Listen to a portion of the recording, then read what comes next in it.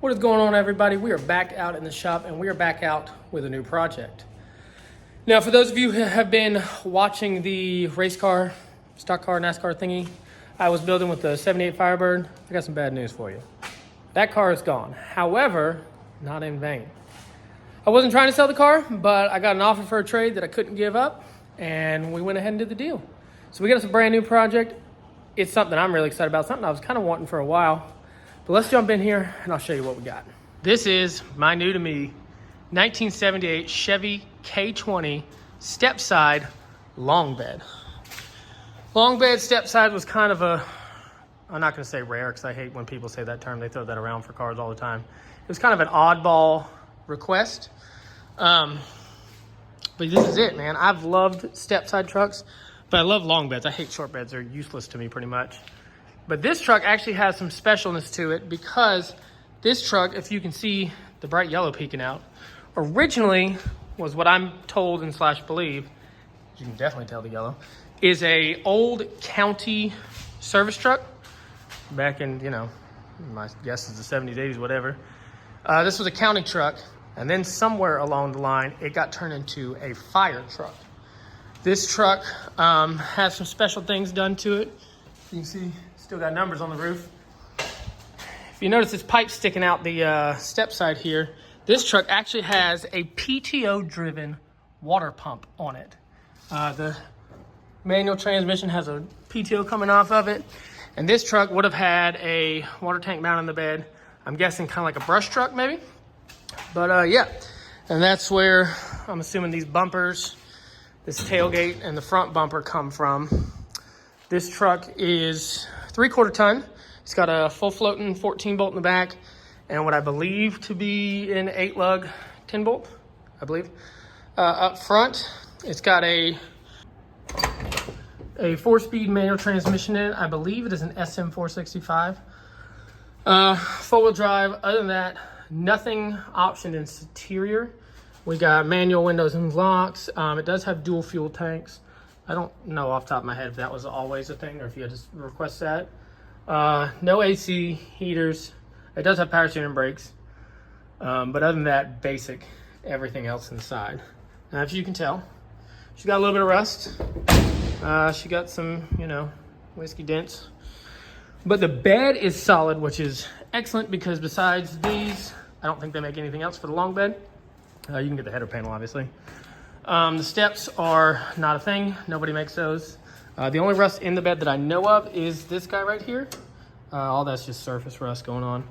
The steps, the flares, whatever you want to call them, are in very good shape. The good thing about this truck, one of the winners about this truck has a crate motor in it. This is a Jegs crate motor, is what the guy I got it from told me. And I believe it. I mean, it's still painted black. It's still, you know, seems very, you see all the shimmy right there on the China wall. This thing runs like a champion. Yes, it's got the glass fuel filter in there. Don't worry, I'm replacing that. Other than that, this thing is very bare bones. Heater, obviously it's disconnected because it leaks.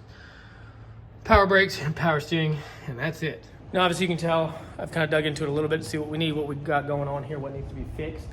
I got some good plans for this thing. It runs and drives. It needs rear brake, wheel seals are leaking and stuff like that. So it needs some things before it can actually be on the road, but it runs like a top, which is good. If you can't tell, I threw some used 35s I had on it because, you know, everything I own is lifted.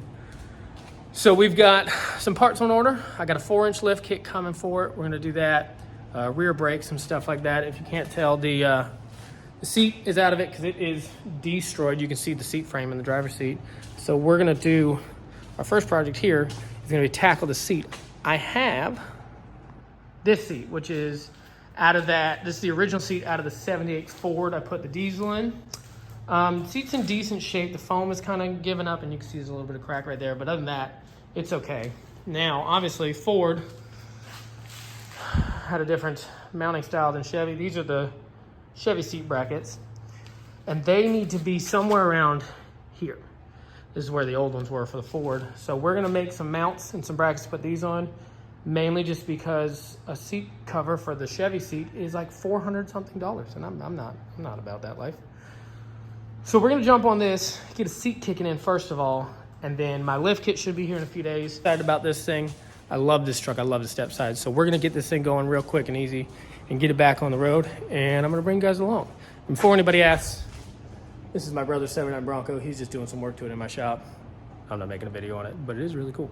But let's jump on this thing and let's get it down the road.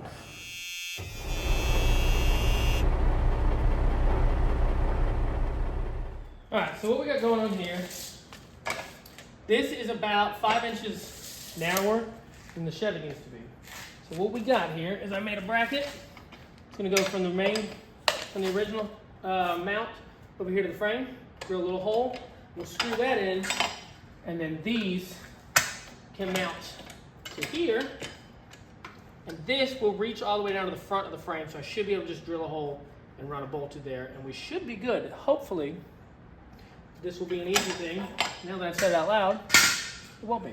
So let me get some drilling in here, and we'll mount these up, and then we can start measuring for the seat mounts, and we can throw this seat in. Alrighty, and just like that, we got some seat brackets. Now let's throw this thing in the truck and hope it fits. And just like that, we have a seat. And it cost me no dollars, so that's good. So this thing works out, and it's got the added benefit of this one tilts, whereas that one doesn't, which is odd. I guess I wasn't a thing back in the 70s. Right now, I'm kind of waiting on some of the bigger parts to show up, brake parts in the lift kit. I'm gonna slap a U-joint in this back one right here because it's all wobbly out. And then we're gonna move on to the engine. It did overheat a little bit. We're just sitting there idling. One, I think having no fan trail is definitely not helping. Two, there is remnants of stop leak in the radiator. The heater core has been leaking. I actually looped that line because they still had it hooked up. So I flushed the motor the other day. I ran a bunch of water through it. It doesn't seem like there's stop leak coming out everywhere, but my guess is that thermostat's a little goofed up. So we're gonna throw a thermostat in here, and I've ordered a fan trowel, so that's gonna help some too. He has put a new fan clutch on it, looks like, so that's good. We're gonna knock these little piddly things out while we wait on other parts, and then we will get to the fun stuff of the lift kit. So let's jump to that back in. But I want to show you guys this really cool little water pump setup they got going on here. Now this would have had a drive shaft between here and the PTO right there on the transmission. PTO is still in. It seems to work. Unfortunately, this pump is locked up kind of tight. I think it's pretty nifty though. They had an inline water pump. I am gonna take this off. I do want to tear it apart, see if I can get it to work in. I don't know why I'd want to put it back on, but part of me wants to. It's pretty neat. Big old bulkhead.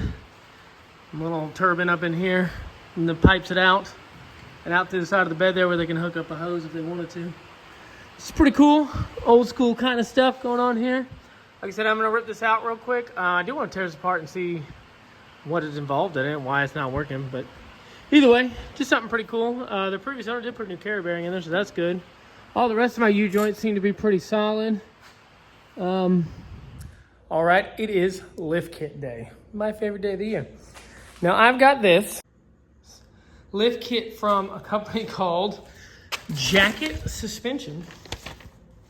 Apparently this lift is made by Zone Off-Road, but Jacket Suspension is where I bought it from. It is front leaf springs, some lift blocks for the rear, U-bolts, a lift steering arm for the front axle, all the hardware. You could options kit with or without shocks. I went without because the shocks were really expensive. I can get them cheaper other places.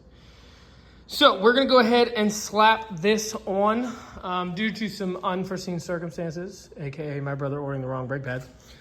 This truck is not movable, so we're going old school here, going outside. The frame's too narrow for this to pick it up, so we're gonna have to do this outside out here. I went ahead and got the tires off on the jack stands. Basically, all we're doing, excuse me, all we're doing here is just replacing the leaf springs. This is the steering arm. There's 3 bolts here with some kind of cone nuts that hold it in. Kind of a pain to get off, but we'll get that out. Yeah, that's pretty much it on the front. It comes with new U-bolts, so we're just gonna rip these off real quick, rip out these springs, and we will throw this thing together. So let's get to it.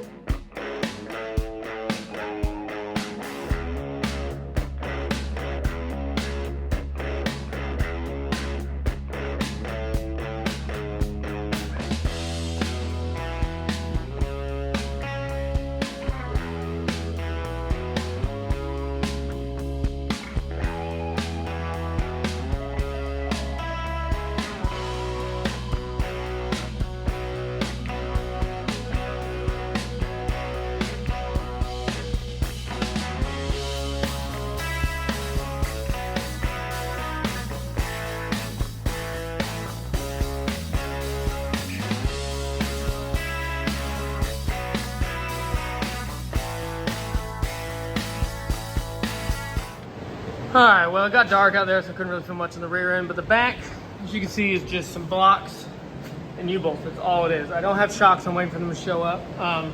All the back is just simple and easy. I did go with some 2-inch lift blocks I had. This is a 4-inch kit, and it came with 4-inch blocks, but they never lift as high in the front as they do in the back, so I actually threw some 2-inch in here, and this thing is about a 1/2 inch from being perfectly level with the 2-inch. So I'm gonna leave it there. I'm happy with it.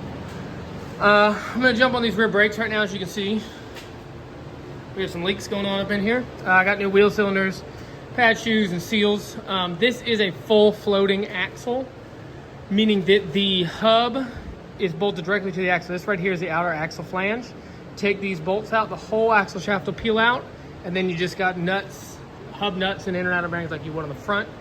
It's pretty simple. There's a billion videos on YouTube, so I'm not gonna go too in depth. It's fairly easy. Like I said, just take these bolts out, pop that out, take the hub apart, you get to your brakes. So we're gonna go ahead and jump in this real quick, knock these brakes out, and then we're gonna jump inside and do some wiring for some gauges. And this thing will be about ready for the road. I got a couple of little parts coming in, but in the meantime, let's jump on these brakes.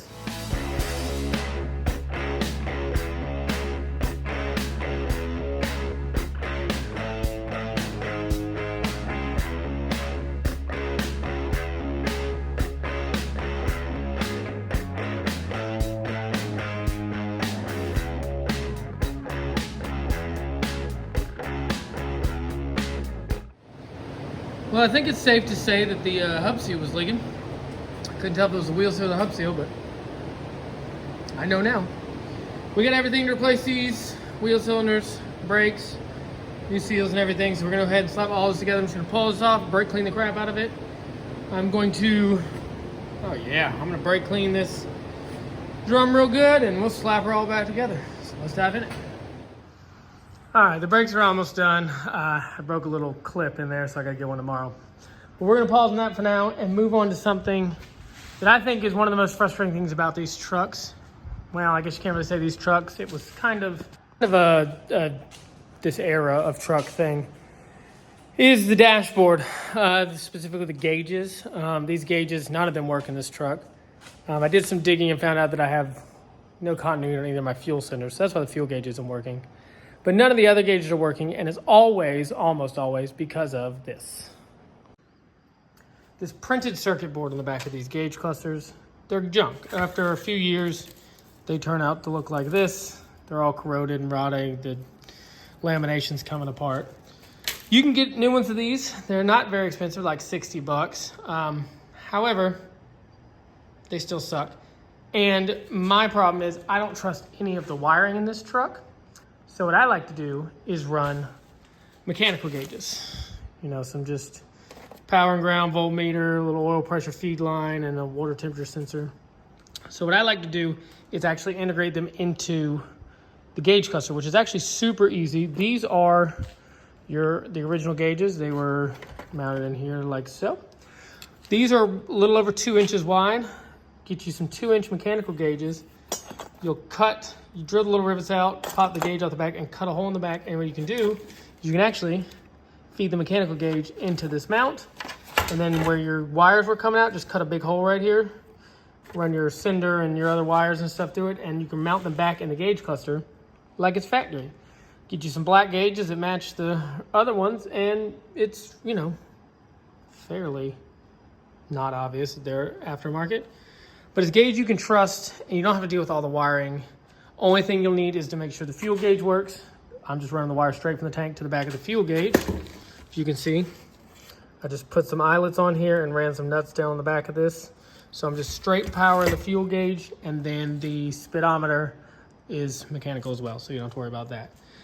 You will lose your blinkers stuff, but what I'm gonna do, like the same thing, you come in here in the back where your blinker lights come in, get you some little cheapy lights, stick them in here, run a straight power wire to the back of the gauge cluster. You can follow the circuit board to figure out which wire. You see these are my fuel gauges. You follow from where the printed circuit board goes back to the main gauge, snip it at the big bolt connector, and just wire them straight in. It's fairly easy, fairly simple, and I trust these gauges more than I trust the wiring on this thing. So we're gonna jump into this. I'm gonna show you how to cut these things out real quick. It's super easy. Pop these gauges in, and then we will get everything bolted up and get it in the truck. So let's jump to it. All right, I got my voltmeter gauge here and my volt gauge here. So what you're gonna do is come in here and just grind off the little rivets that hold this gauge in.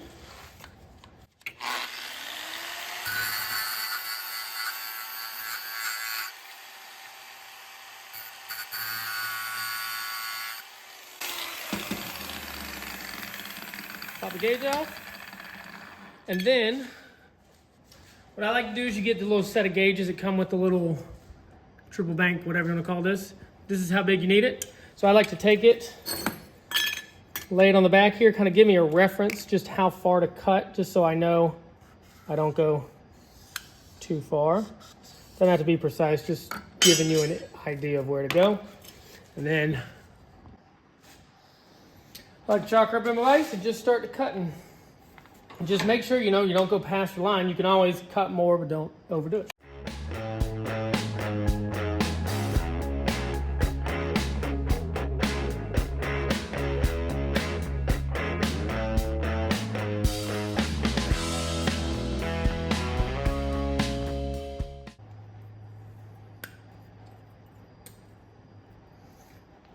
And just like that. That's how you do it. Now make sure you're oriented right, but pretty simple, pretty easy. They'll bolt right back in where you go. And like I said, just run some wires straight out the back of the cluster and you can wire straight up.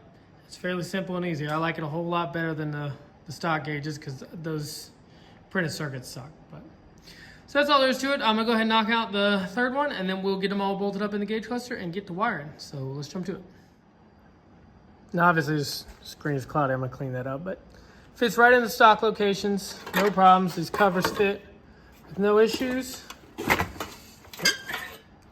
Everything bolts in like it should. And you cut some holes in the back, you have access. Your cinder goes there, oil cinder's there, and then there's two terminals down here. Actually, looks like I should gotta cut a little bit more of the terminals down there for the voltmeter.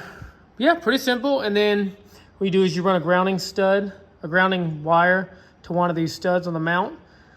So it'll ground the actual gauge, and then you just run a power wire to the lights, and you got lights. Tap it right into everything else. You see I got my wires this gauge for the fuel cylinder. Pretty simple, pretty straightforward. Like I said, I trust these mechanical gauges better than the original ones, especially with these stupid circuit boards. But yeah, so I'm gonna clean this up. I'm gonna go ahead and pre-run my wire so I can just throw it in the truck and call it a day. And then we will get this thing in the truck, and we should have some gauges. That's wired up. I'm still waiting. My fuel tank's here, but I gotta wait for the cinders to show up. So let's go ahead and get this finished up and chuck it in the truck. All right, so I got the gauges back in here. Looks fairly stock. I mean, you can tell they're a little different, but they fit perfectly fine.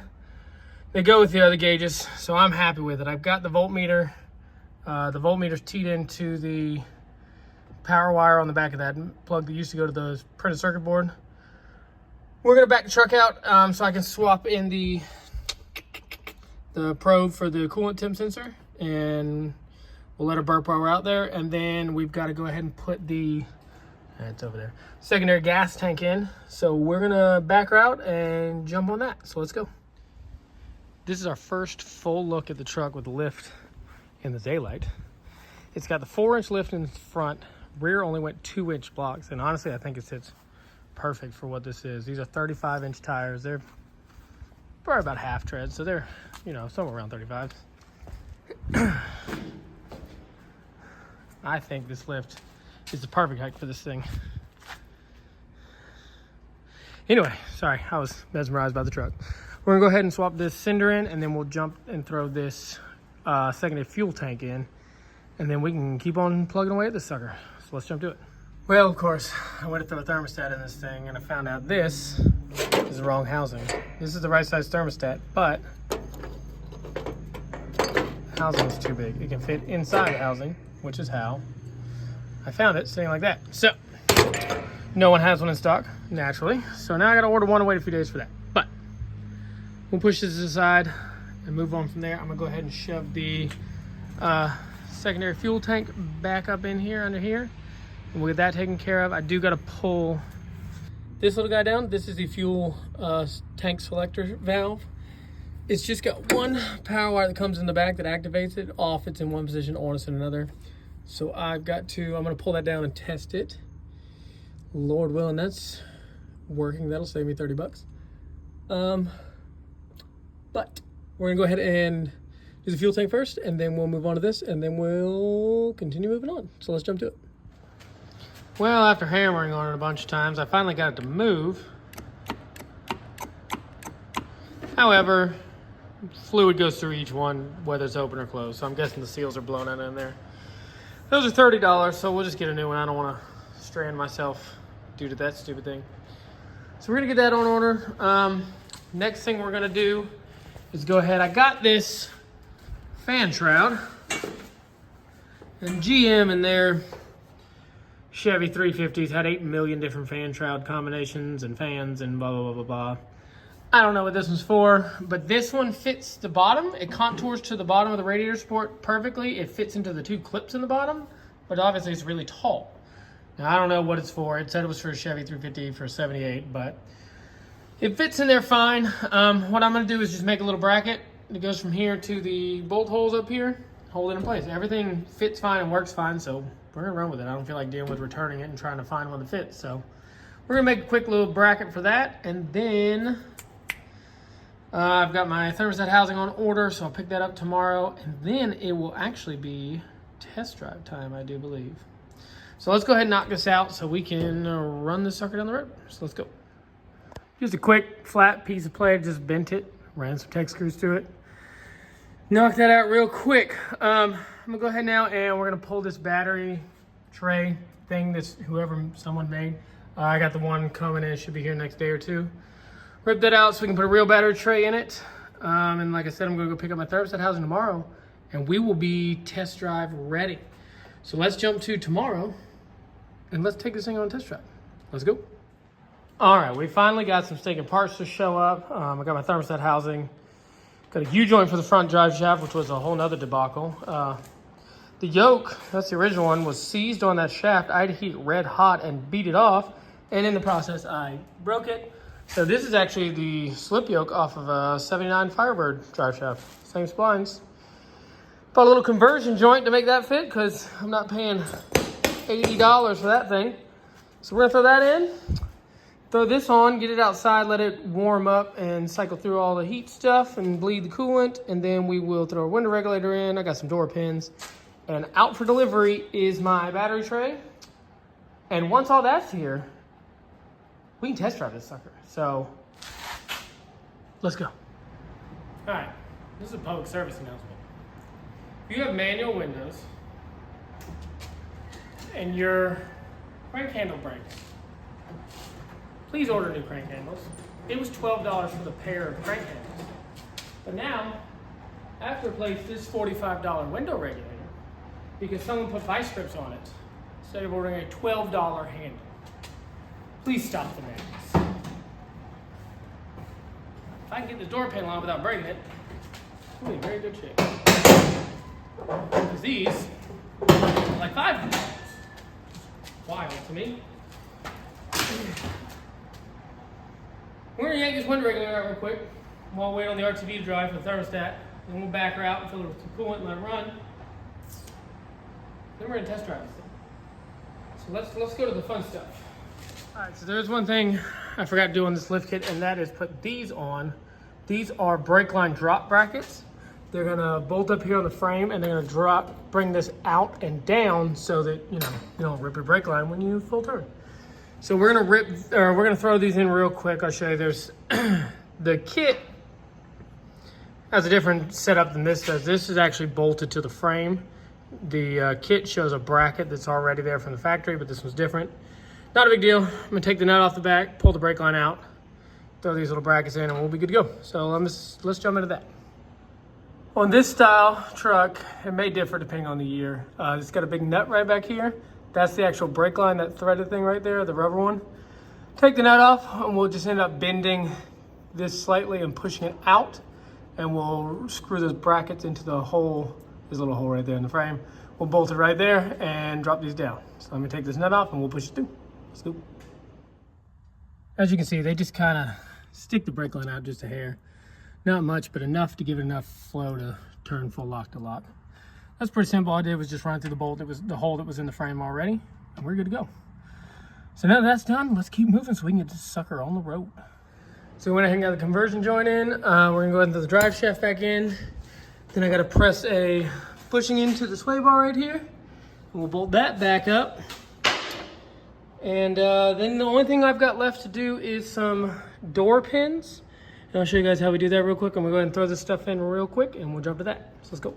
All right, next thing we're gonna move on to is this door. These hinge pins are completely worn out. This door's slopping around. You can see it's been hitting the calves, got so much lean to it. So we're gonna go ahead and knock these out. Unfortunately, the bottom one you can get to fairly easy.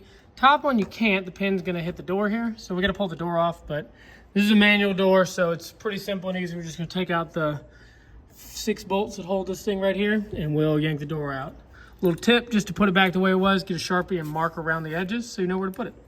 We're gonna go ahead and rip this door out and knock this pin out real quick and we'll keep moving, so let's go. All right, door off, you can see it's just a little bushing right here. And the pin, the bushings are just slapped out. You can see on the bottom right there, the gap. So we're gonna knock these pins out, just hammer them out, and then we'll throw some new bushings in and we'll put it all back together.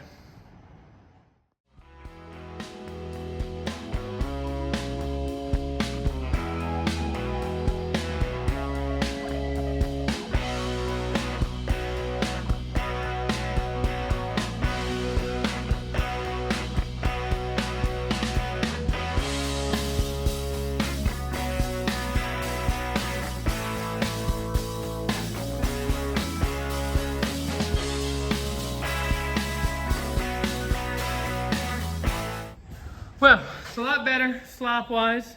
The door needs to kind of do one of these numbers, but I need to loosen the hinge on the body to do that, which means I need to pull the fender, which obviously these fenders are eventually gonna have to come off anyway, so we're gonna leave this like that for now.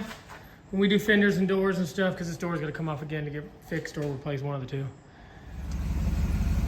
We are running pretty good so far. We've got my new temp sensor down there. Fan shroud's working pretty good. We're just letting it burp some coolant right now. My battery tray just showed up, so I'm gonna yank this out in just a second. See if the gauges are reading. Yep, temperature's going up, charging, oil pressure's good. We got, we almost had a fuel, but we'll be all right. So we're gonna let this thing heat up and cycle through and burp some coolant, and then we'll throw some more parts at it. Let's go. All right, guys, we're staying at about 170-ish. I got a 160 thermostat in there, so everything's looking good. We're a little less than, what, about 35 PSI cold idle, so we should be good. I'm gonna go ahead and shut her down, and we're gonna throw this battery tray in so the battery don't flop around. And then we'll putter her down the road real quick. So let me jump this battery in real quick, and then let's get to it. I want to test drive this sucker. So let's go. With that, the only thing I need to do is get a battery. Unfortunately, this little battery tray is too small for the battery I had in it, so we gotta get us a new battery for this thing, and then gas, and then road test. I wanna take this thing down the road when it's ready. I don't wanna jump it, so I'm gonna get some gas tomorrow, and I can take the battery out of my Trans Am. We'll throw it in here, and then we can give her a proper test drive tomorrow. So let's jump to that. All right, we have everything ready for this road test. I got fuel in it. The battery's actually being held down now. It fits. Brake line extension's on. We're good to go. Except for one little problem. When I first got this truck, the very first thing I did was put this passenger driver's side valve cover on, gasket on, because it was leaking profusely. There's oil everywhere on the inside of the motor. All down the block, you could see it was coming out the corner over there. So before we test drive this truck, we're gonna clean it just so I can see if it's fixed. And to do that, we're of course gonna go to Super Clean. Super Clean are great people. They've been a sponsor of the channel for a little while. They send me out some products to try out, and we're gonna give them a shot. They got their spray and their foam cleaner. Wonderful stuff, tough on grease, stains, dirt, all that jazz. And it smells like citrus, so you don't have to deal with it like brake clean. So let's go ahead and get under this truck. We're gonna soak this thing down with this Super Clean. We're gonna rinse it off, and then it'll finally be test drive time. So let's crawl under here, let's get to it. All right, it is test drive time. We buckled in, so it might be a little bumpy, but let's take it down the street.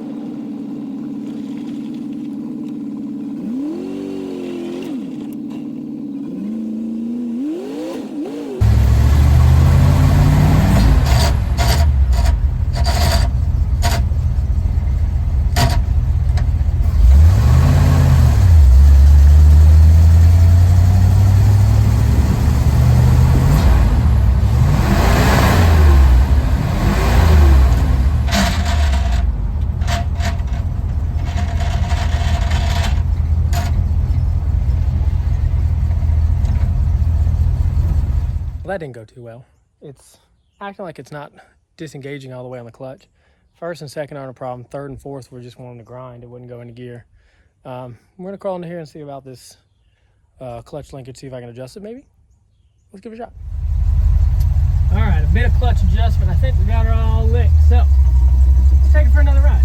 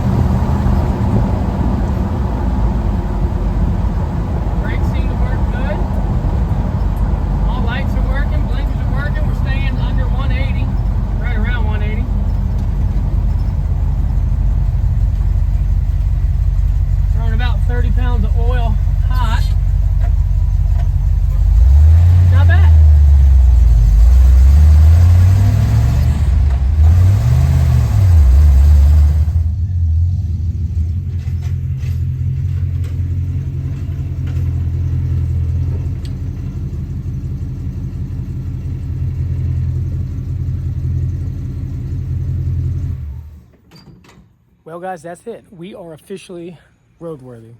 Drives, well, as good as this thing is. You know, 55 mile an hour screaming down the road, but that's what happens when you have a 3-speed. I am pumped. I love this truck. I am still waiting on some shocks, but other than that, we are officially done with this truck. Roadworthy wise, obviously needs a bunch of body work and some stuff like that. That's coming next. I am still waiting on a tank selector valve. That's on the way too. Other than that, this thing's roadworthy. I'm gonna hopefully, once the shocks show up, I'm gonna take this thing and get it registered and throw a license plate on this sucker. I did make a license plate mount for it, and we're set, man.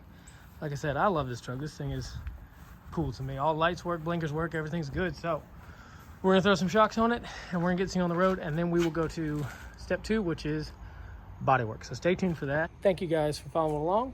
If you haven't, like and subscribe, and we will see you in the next video.